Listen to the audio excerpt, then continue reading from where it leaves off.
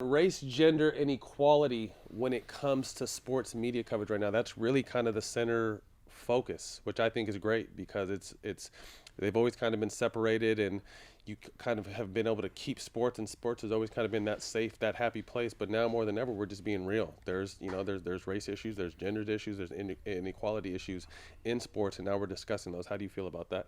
As far as like women's sports and men's sports, Just in general, just kind of giving its due diligence, or it's just. Well, I think the time for just accepting what is for what it is, and I don't know, say turning the other cheek, or just putting your head down and working through it, or just doing things the way we've done it, and that's why we're going to keep doing it. Like, that's over. Right. Mm-hmm. And it should be over. All those are weak excuses for behavior. Right. And similar to social media giving people a voice, social media has been instrumental in spreading the word about inequalities. Right. And I think, the women's tournament this year was a good example of that. Absolutely. For me, it's like, why? What is the win? Why is this so difficult?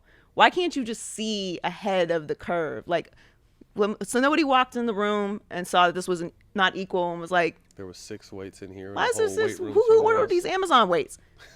Why does the men's room look like this and the women's room look like this? But because people don't do that, there still has to be this push for equality, and that's just one example of it. Mm-hmm. But yeah, I just think the time for accepting things for what they are is over, and the faster that companies and organizations and leagues understand that, then there'll be less of that exposure happening. Like you said, you got to make an example out of them. It's been the blind leading the blind for so long. It just feels good that everybody's opening their eyes. Well, a lot of it is people in charge.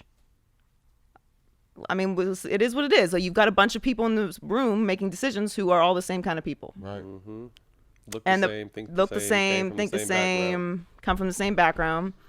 And the problem with that is, and then when you challenge that, it's like, oh, well, these were all the right people for the job, or the best people for the job. Why were they the best people for the job? Mm-hmm. Because someone who looked like them decided they were the best person from the job, right. And so on and so forth.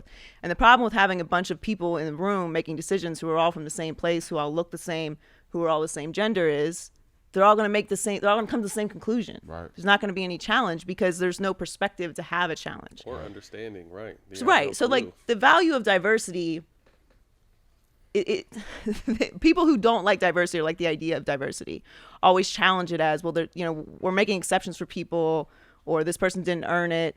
Mm-hmm. It's like, diversity isn't just for us, it's for you. Right. Everything. You learn something. Right. Not even learn something. You will make more money. Right. You will be more successful. Your employees will be happier. Your company will do better, right, if you are inclusive. It's not about a slogan or a Twitter hashtag. Right. This is reality. The evidence, the numbers are there. Right. And it'll save you if that's all you care about from some PR scandals. If you can't see past all of that, at least let me boil it down from that to you. You won't be trending on Twitter. Yep.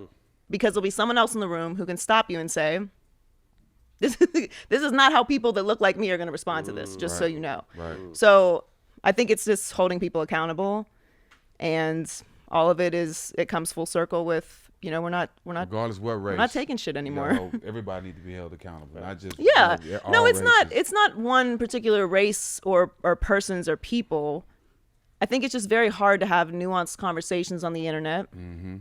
And that's where a lot of conversation is had now, which isn't a negative thing because at least it starts the conversation. But the next step, of course, is action. Mm-hmm.